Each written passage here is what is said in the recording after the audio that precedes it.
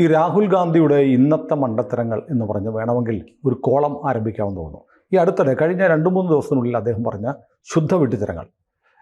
ഭരണഘടനയെ ഗാന്ധിജി വല്ലാതെ സംരക്ഷിക്കാൻ ശ്രമിച്ചു. അത് ഇഷ്ടപ്പെടാത്തതുകൊണ്ടാണ് ഗോഡ്സെ ഗാന്ധിജി വെടിവെച്ചു തന്നത്. ഗാന്ധിജി കൊല്ലപ്പെട്ടത് 1948-ൽ, ഭരണഘടന ഉണ്ടായത് 1950-ൽ. കഴിഞ്ഞ ദിവസം അദ്ദേഹം ബീഹാറിൽ പറഞ്ഞു, എൻ്റെ ദിവസവും എൻ്റെ കാതിൽ ദിവസവും കുട്ടികൾ വന്ന് പറയുകയാണ്, 6 വയസ്സ് പോലും ഇല്ലാത്ത കുട്ടികൾ. വോട്ട് ചോരി നടന്നു, കസേര ഒഴിയൂ നരേന്ദ്രമോദി എന്ന് ഒരു കുട്ടിയല്ല, ആയിരക്കണക്കിന് കുട്ടികൾ വന്ന് പറഞ്ഞുകൊണ്ടിരിക്കുകയാണെന്ന് പറഞ്ഞു. പിന്നെ മറ്റൊന്ന്, കഴിഞ്ഞ ദിവസം പറഞ്ഞ മറ്റൊന്ന്, എന്തുകൊണ്ട് ഞാൻ അത്ഭുതപ്പെടുന്നു, എന്തുകൊണ്ടാണ് കൃഷിക്കാർക്ക് നേരിട്ട് കമ്പനികളിലേക്ക് അവരുടെ ഉൽപ്പന്നങ്ങൾ വിൽക്കാൻ കഴിയാത്തത്?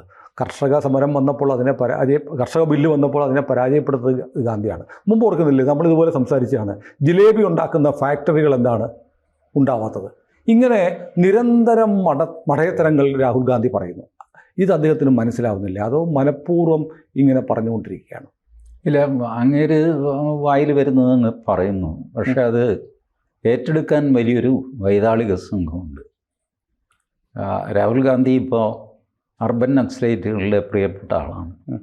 അവരുടെ അജണ്ടയ്ക്ക് അനുസരിച്ചാണ് പുള്ളി സംസാരിക്കുന്നത്.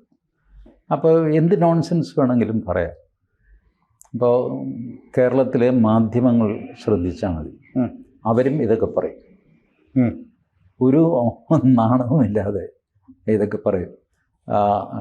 ചുമ്മാ പറഞ്ഞാൽ മതി, അവർ നിങ്ങളുടെ അമ്മമാരുടെയും സഹോദരിമാരുടെയും മാനം കവർന്നു, ഇത്രയും പറഞ്ഞാൽ മതി. അത് മോദിക്കെതിരാണ്. ആരാണെന്നൊന്നും പറയണ്ട.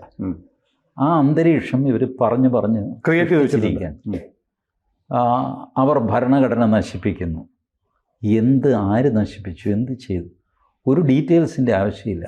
പക്ഷേ ഈ മണ്ടത്തരം ഏതെങ്കിലും ഒരു ചാനലിലിരുന്ന് ഒരു അവതാരകനോ അവതാരികയോ പറഞ്ഞു കഴിഞ്ഞാൽ അത് ഏറ്റു പറയാൻ റിട്ടയർഡ് ജസ്റ്റിസ് സുദർശന റെഡ്ഡിയുണ്ട്. അവരുടെ എക്കോസിസ്റ്റം നോക്ക്. ഈ 18 or 20 വയസ്സുള്ളൊരു പെങ്കൊച്ച് പറയുന്ന മണ്ടത്തരം ഏറ്റു പറയാനായിട്ട് സുപ്രീം കോടതിയിലെ സുദർശൻ റെഡ്ഡിയുണ്ട്. അദ്ദേഹത്തിൻ്റെ വിധി പ്രസ്താവത്തെ അമിത്ഷാ വിമർശിച്ചു കഴിഞ്ഞപ്പോൾ അത് ചോദ്യം ചെയ്യാനായിട്ട് 10-20 ജഡ്ജിമാർ.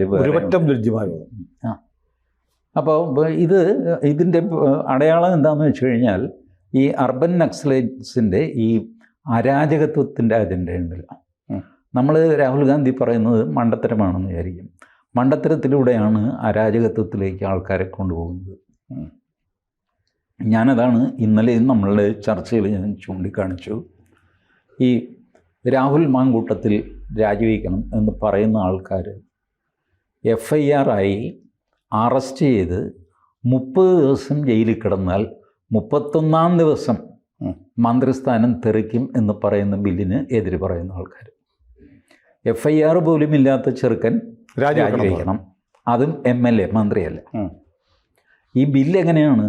മന്ത്രി, മുഖ്യമന്ത്രി, പ്രധാനമന്ത്രി ഇങ്ങനെയുള്ളവർ കേസിൽപ്പെട്ട് റിമാൻഡിലായി 30 ദിവസം കസ്റ്റഡിയിൽ, ജുഡീഷ്യൽ കസ്റ്റഡിയിലോ പോലീസ് കസ്റ്റഡിയിലോ ആയിക്കഴിഞ്ഞാൽ 31-ാം പക്കം മന്ത്രിസ്ഥാനം തെറിക്കുമെന്ന് പറയുമ്പോൾ അത് പറ്റില്ല എന്ന് പറഞ്ഞു.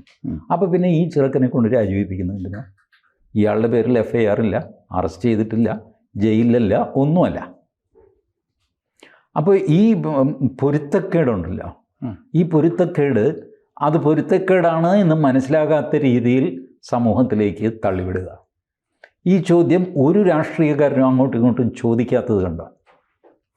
ഇപ്പോൾ വോട്ടർ പട്ടിക, അതാണല്ലോ രാഹുൽ ഗാന്ധിയുടെ പ്രധാന സംഗതി. വോട്ടർ പട്ടികയിൽ ഇപ്പോൾ തൃശ്ശൂർ, പാലക്കാട്ടുകാരെ തൃശ്ശൂർ കൊണ്ടുവന്ന് ചേർത്തു, ചാലക്കുടിക്കാരെ തൃശ്ശൂർ കൊണ്ടുവന്ന് ചേർത്തു. 6 മാസം അവിടെ താമസിച്ചോ സുരേഷ് ഗോപി? ഇല്ലല്ലോ. സുരേഷ് ഗോപിയുടെ ഭാര്യ, കുടുംബക്കാരൊക്കെ തൃശ്ശൂർ വോട്ടർമാരായിരുന്നു. അവരാരും തന്നെ തൃശ്ശൂരിലെ അഡ്രസ്സിൽ 6 മാസം താമസിച്ചില്ല. ഇതിൻ്റെ ഒരു കൗണ്ടർ ചോദ്യമുണ്ട്. പിണറായി വിജയന് വോട്ട് എവിടെയാണ്? ധർമ്മടത്താണ് എത്ര 6 ദിവസം താമസിച്ചിട്ടുണ്ടോ? 6 മണിക്കൂർ താമസിക്കാറുണ്ടോ? ഇല്ലല്ലോ. പെർമനൻ്റായിട്ട് താമസിക്കുന്നത് തിരുവനന്തപുരത്താണ്, പക്ഷേ വോട്ട് ധർമ്മടത്തും. ഇതിൻ്റെ ന്യായം ആരും ചോദിക്കുന്നില്ലല്ലോ. അങ്ങനെയാണെങ്കിൽ ഈ തെറ്റ് തുടങ്ങി വെച്ചത് പിണറായി വിജയൻ എന്ന് പറയണ്ടേ? എന്തായാലും പറയാത്തത്. ലോജിക്കലായിട്ടുള്ള തിങ്കിങ് സമൂഹത്തിൽ ഇല്ലാതെയാക്കുക. ഒരു സാധനവും നേരെ ചൊവ്വെ ചിന്തിക്കരുത്. അതാത് കാര്യത്തിന് നമുക്കനുകൂലമായ ന്യായങ്ങൾ പറയുക, അടുത്ത കാര്യം വരുമ്പോൾ നേരെ എതിർ ന്യായം പറയുക. അതാണിപ്പോൾ കർഷകരോട് ചോദിക്കുന്നത്. ലുക്ക്, പോക്സോ കേസിൽ പ്രതിയാണ്. It's A useless case. I don't agree with the content of the case. POCSO കേസിലെ പ്രതിയാണ് റിപ്പോർട്ടർ ചാനലിലെ അരുൺ കുമാർ. ഹൈക്കോടതിയിൽ മുൻകൂർ ജാമ്യം. ആ മുൻകൂർ ജാമ്യത്തിൻ്റെ സമയത്ത് ഹൈക്കോടതി നടത്തിയ ചില വാക്കാൽ പരാമർശങ്ങൾ, അതിലൂടെ ഞാൻ കേസ് ജയിച്ചു എന്നുള്ള മട്ടിൽ അരുൺകുമാർ പെരുമാറുന്നു. എന്നിട്ട് രാഹുൽ മാങ്കൂട്ടത്തിൻ്റെ രാജിക്ക് വേണ്ടിയിട്ട് മുറവിളി കൂട്ടുന്നു. ഇങ്ങേരുടെ കാലിൽ ആനമന്താണ്. മറ്റേയാൾ മെസ്സേജേ അയച്ചിട്ടുള്ളൂ. ഇങ്ങേര് പ്രോഗ്രാം തന്നെ ഉണ്ടാക്കി അവതരിപ്പിച്ചു പെങ്കൊച്ചിനെ വെച്ച്. അതിൽ നിന്നാണല്ലോ എന്തോ വഷൾ വർത്താനം പറഞ്ഞാണല്ലോ കേസ്. കേരളത്തിൻ്റെ ചരിത്രത്തിൽ ആദ്യമായിട്ടാണ് മാധ്യമ പ്രവർത്തകനെതിരെ ഇത്തരം ഒരു കേസ് വരുന്നത്. എന്നിട്ട് ഒരു എളുപ്പമില്ലാതെ രാഹുൽ മാങ്കൂട്ടത്തിൻ്റെ രാജിക്ക് വേണ്ടിയിട്ട് പി.ടി. ചക്കയുടെ പാരമ്പര്യമൊക്കെ പറഞ്ഞിട്ട് ആശാൻ തുള്ളുന്നു. There is no logic and nobody is questioning that logic. എനിക്കതാണ്, ഈ രാഹുൽ മാങ്കൂട്ടത്തെ സപ്പോർട്ട് ചെയ്യുന്ന ആളിലെങ്കിലും ഈ ലോജിക്ക് ചോദിക്കണ്ടേ? ഇല്ല, അവരും ഈ ഇല്ലോജിക്കിന് കീഴ്പ്പെട്ടിരിക്കുന്നു. എനിക്ക് ഐ എം സർപ്രൈസ്ഡ്. BJP-ക്കാർ ആരും തന്നെ ഈ പിണറായി വിജയൻ്റെ കാര്യം തിരിച്ച് ചോദിച്ചിട്ടില്ല. ഞങ്ങൾ ചെയ്തെങ്കിൽ എന്താന്നൊക്കെ. ഇപ്പോൾ BJP-ന്ന് ഗോപാലകൃഷ്ണൻ മാത്രമാണ്. ബി ഗോപാലകൃഷ്ണൻ കാശ്മീരിൽ നിന്ന്. അല്ല ചേട്ടാ, ഇതിനിടയ്ക്ക് ചേട്ടൻ ശ്രദ്ധിച്ചോന്നറിയില്ല, ചേട്ടൻ ഇല്ലാതിരുന്ന ദിവസമാണ് നമ്മളൊരു ബ്രേക്കിംഗ് നടത്തിയിരുന്നു. അതായത് മന്ത്രി ആർ ബിന്ദുവിനെതിരെ തോമസ് ഉണ്ണിയാടൻ മത്സരിച്ച ഇരിങ്ങാലക്കുടയിലെ 86-ാം നമ്പർ ബൂത്തിൽ 3 ലോഡ്ജുകളിൽ 76 മുസ്ലിങ്ങളെ വോട്ട് ചേർത്തു. ഇവർ തമിഴ്നാട്ടുകാരായിരുന്നു, അവിടെ കച്ചവടത്തിന് വരുന്നവരായിരുന്നു. ചേർത്തത് എന്തായാലും സുരേഷ് ഗോപിയല്ല. അതിൻ്റെ ലിസ്റ്റ് ഉൾപ്പെടെ നമ്മൾ കഴിഞ്ഞ ദിവസം പബ്ലിഷ് ചെയ്തു. അത്യാവശ്യം ആളുകൾ കണ്ടു. അതായത് ഒരു ബൂത്തിൽ മാത്രം 76 പേരെ ചേർത്തിട്ടുണ്ട്, മുസ്ലിമുകളായിട്ടുള്ള തമിഴ്നാട്ടുകാരെ. ഇത് നേരത്തെ ചേർക്കാറുണ്ട്. ഇത് പിടിക്കുക എന്നുള്ള ജോലി BLA ബൂത്ത് ലെവൽ ഏജൻറ്റുമാരുടെ ജോലിയാണ്. BJP-ക്കാർ BLA-മാർ ഇത് കണ്ടുപിടിച്ചു, ഡിസ്പ്യൂട്ടാക്കി, കളക്ടർ ഇടപെട്ടു, നീക്കം ചെയ്തു. ഇനി നീക്കം ചെയ്തില്ലെങ്കിൽ തന്നെ ചലഞ്ച് വോട്ട് എന്ന് പറഞ്ഞുകൊണ്ട് തീരുമാനം നമുക്ക് പിന്നീട് എടുക്കാം. ഇപ്പം അയാൾ വോട്ട് ചെയ്തിട്ട് പോട്ടെ. ചലഞ്ച് വോട്ട് പലപ്പോഴും എണ്ണേണ്ടി വരാറില്ല. കാരണം ഞാനും സുനിലും തമ്മിൽ മത്സരിക്കുന്നു. ഞാൻ 55,000 വോട്ട് ജയിക്കുന്നു. ചലഞ്ച് വോട്ടിൽ 37 എണ്ണമുണ്ട്. ആ 37 സുനിലിന് കിട്ടിയാൽ പോലും സുനിൽ അടുത്തെങ്ങും എത്താൻ പോകുന്നില്ല. അങ്ങനെ ചലഞ്ച് വോട്ട് എണ്ണാതെ പോകും. ബട്ട് ഒരു നിർണായക രീതിയിൽ ഇപ്പോൾ മഞ്ചേശ്വരത്ത് നോക്കുക, സുരേന്ദ്രൻ തോറ്റത് 89 വോട്ടിനാണ്. അപ്പോൾ ചലഞ്ച് വോട്ട് നിർണായകമായിട്ട് വരും. ഈ ഫെസിലിറ്റി എല്ലാം ഇലക്ഷൻ കമ്മീഷൻ കൊടുത്തിട്ടുണ്ട്. ഇത് എത്രയോ കാലമായിട്ട് നടക്കുന്നൊരു പ്രക്രിയയല്ലേ ഇലക്ഷൻ. അതിൽ വോട്ടർ പട്ടികയിൽ കൃത്രിമം, ക്രമക്കേട് എപ്പോൾ നോക്കിക്കഴിഞ്ഞാലും വോട്ടർ പട്ടിക തെറ്റായിരിക്കും. ശരിയല്ലേ? ഒരു ദിവസം ലക്ഷക്കണക്കിന് ആൾക്കാർ ഇന്ത്യയിൽ മരിക്കുന്നുണ്ട്, വോട്ടർമാരും മരിക്കുന്നുണ്ട് എല്ലാ ദിവസവും. അപ്പോൾ വോട്ടർ പട്ടിക തെറ്റിയില്ലേ? അതെ. അതുകൊണ്ടാണ് വോട്ടർ പട്ടിക പീരിയോഡിക്കലി റിവൈസ് ചെയ്യുന്നത്. 6 മാസം കൂടുമ്പോൾ, 1 വർഷം കൂടുമ്പോൾ, 2 വർഷം കൂടുമ്പോൾ മരിച്ച ആളിനെ മാറ്റി പുതിയതായിട്ട് 18 വയസ്സിലേക്ക് കയറി ഓരോ ദിവസം ആൾക്കാർക്ക് 18 വയസ്സ് തികഞ്ഞുകൊണ്ടിരിക്കുക. ലക്ഷക്കണക്കിന് ചെറുപ്പക്കാർ 18 വയസ്സ് വോട്ടവകാശം കിട്ടാനുള്ള യോഗ്യതയായി. അടുത്ത റിവിഷനിൽ അയാളുടെ പേര് വരും. വന്നില്ലെങ്കിൽ അതിൻ്റെ അടുത്ത റിവിഷനിൽ പിന്നെ വരുള്ളൂ. ദിവസവും വോട്ടർ പട്ടിക അപ്ഡേറ്റ് ചെയ്യാൻ പറ്റില്ല.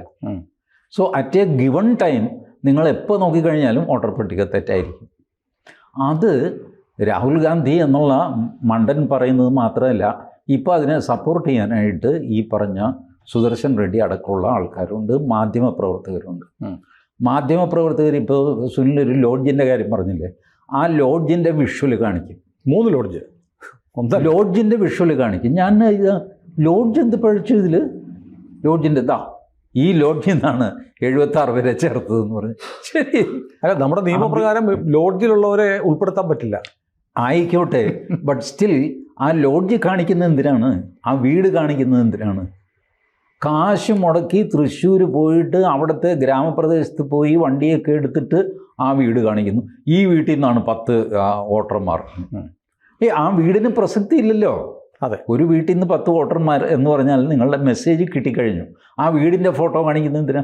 അതെ, അപ്പോൾ ഇതുപോലെ നമ്മളുടെ ഇൻ്റലക്റ്റിനെ ചലഞ്ച് ചെയ്യുന്ന വാർത്തകളും നരേഷനും അതിന് പറ്റിയ ഇക്കോസിസ്റ്റം. പക്ഷേ ഇപ്പം നമ്മളിത് നേരത്തെ പറഞ്ഞ ഡേറ്റ് വെച്ച് തന്നെ ഇത് തെളിയിക്കുക തെറ്റെന്ന് പറയും. ഇപ്പോൾ ഭരണഘടന 50-ലാണ് വന്നത്, ഗാന്ധിജി 48-ൽ കൊല്ലപ്പെട്ടു.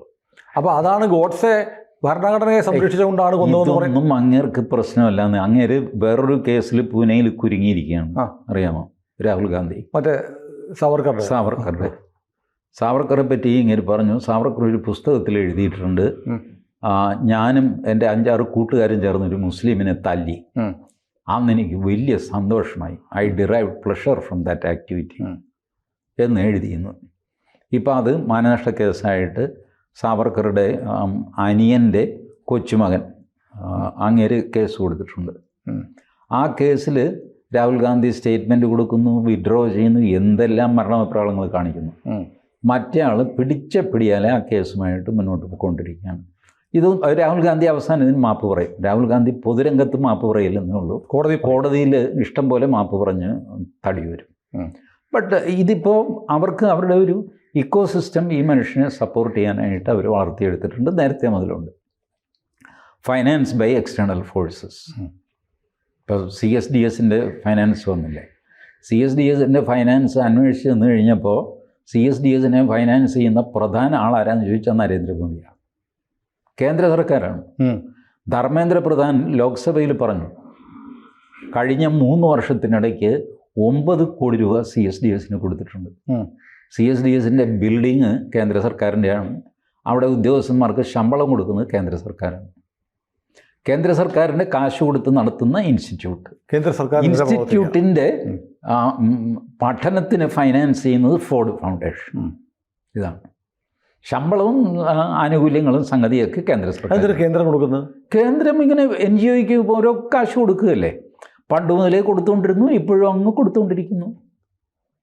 ധർമ്മേന്ദ്ര പ്രധാനാണ് മന്ത്രി, പുള്ളിക്ക് ഇതൊന്നും അറിയില്ല, ഇങ്ങനെ പൊക്കോണ്ടിരിക്കുന്നു.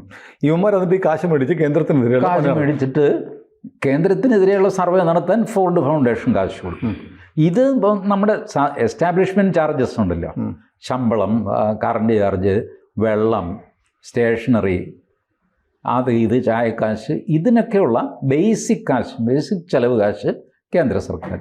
പിന്നെ പ്രോജക്റ്റിന് ഫോർഡ് ഫൗണ്ടേഷൻ എന്ന് വെച്ചാൽ അവൻ പറയുന്ന പോലെയാണ് സ്റ്റഡി നടത്തിയിട്ട് റിപ്പോർട്ട് വേണ്ട, വേണ്ടി വന്ന റിപ്പോർട്ട് അവർ തന്നെ റെഡിയാക്കി കൊടുക്കും. ഇതാണ് അവർ മറ്റേ കാശ്മീർ ഫയൽസിലെ ഡയലോഗില്ലേ, സർക്കാർ തുമാരി ഹൈ ലേക്കിൻ സിസ്റ്റം ഹമാരാ ഹൈ, ആ പരിപാടിയാണ് നടന്നുകൊണ്ടിരിക്കുന്നത് ഇപ്പോഴും, 11 വർഷം മോദി ഭരിച്ചിട്ട്. അപ്പോൾ അവർ വളരെ സ്ട്രോങ് ഇക്കോസിസ്റ്റമാണ് അവരുടെ. അതുകൊണ്ട് എന്ത് മണ്ടത്തരവും പൊട്ടത്തരവും ചിലവാകും. അല്ല, ഇത് മണ്ടത്തരം ആണെന്ന് നമുക്ക് തോന്നുകയാണ്. രാഹുൽ ഗാന്ധി ഡെലിബറേറ്റ്ലി പറയുന്നതായിരിക്കും. ഡെലിബറേറ്റ്ലിയും ആവണമെന്നില്ല. രാഹുൽ ഗാന്ധിയെ കോച്ച് ചെയ്ത് വിടും ഡെയിലി, എന്തൊക്കെ ചെയ്യണം, എങ്ങനെയൊക്കെ പെരുമാറണം, പാടത്തിറങ്ങണം. അങ്ങനെ അതിൽ പാടത്തിറങ്ങാൻ നേരത്ത് സോക്സ് ഊരണമെന്ന് പറഞ്ഞു കൊടുക്കാൻ ഇവർ മറന്നുപോയി. അതുകൊണ്ട് സോക്സ് ഇട്ടാണ് പുള്ളി പാടത്ത് ചെളിയിലേക്ക് ഇറങ്ങിയത്. അങ്ങനെ അബദ്ധങ്ങളൊക്കെ വരാറുണ്ട്. അപ്പോൾ അതുപോലെ ഇങ്ങനെ ചിലപ്പോൾ വിട്ടു പോകും, ബ്രീഫിൽ നിന്ന് പുറത്തേക്കൊക്കെ സംസാരിക്കും. അങ്ങനെയാണ് ഈ കുഴപ്പങ്ങളുണ്ടാകുന്നത്. പക്ഷേ കുഴപ്പമെന്ന് നമുക്ക് തോന്നുന്നു, അവർക്ക് അങ്ങനെ തോന്നുന്നില്ല. അവരത് മനഃപൂർവ്വം കൺഫ്യൂഷൻ ഉണ്ടാക്കാനായിട്ട്, എന്ന് വെച്ചാൽ ആളുകളുടെ മനസ്സിൽ നിന്ന് സാമാന്യ ബുദ്ധിയും യുക്തിയും ലോജിക്കും റീസണിങ്ങും ഇതെടുത്ത് കളയുക. അതാണ് ഫസ്റ്റ്. എന്നിട്ട് ഈ പുതിയ നാരേറ്റീവോടെ ഫിക്സ് ചെയ്യുക. അപ്പോൾ പിന്നെ എന്ത് പറഞ്ഞാലും ചിലവാകും. അതുകൊണ്ടാണ് മുകേഷ് രാജിവെക്കേണ്ട, മാങ്കൂട്ടത്തിൽ രാജിവെക്കണം. അത് മറ്റേ ഇങ്ങനെ പറഞ്ഞു കേട്ടില്ലേ, എന്താ സാംസ്കാരിക മന്ത്രി സജി ചെറിയാൻ പറഞ്ഞു, അല്ല മുകേഷ് പോലെയല്ല, ഇത് ഇച്ചിരി കടുത്തു പോയി, അതുകൊണ്ടാണ്. മുകേഷിൻ്റെ അത്രയും കടുപ്പമില്ല. അല്ല, തീവ്രത പോരാ എന്ന് പറഞ്ഞ ഈ പോക്കൃത്തരൊക്കെ കേട്ടോണ്ടിരിക്കുന്നില്ലേ മലയാളി? ഞാനും സുനിലൊക്കെ കണ്ടോണ്ടിരിക്കുന്നില്ലേ TV-യിൽ? അതാണ് ഈ സാമാന്യ ബുദ്ധി ഇല്ലാതെയാക്കുക എന്ന് പറയുന്നത്. കൂടുതൽ വാർത്തകളും വിശേഷങ്ങളും നിങ്ങളിലേക്ക് എത്താൻ ABC മലയാളം സബ്സ്ക്രൈബ് ചെയ്യുക, ബെൽ ബട്ടണും അമർത്തുക.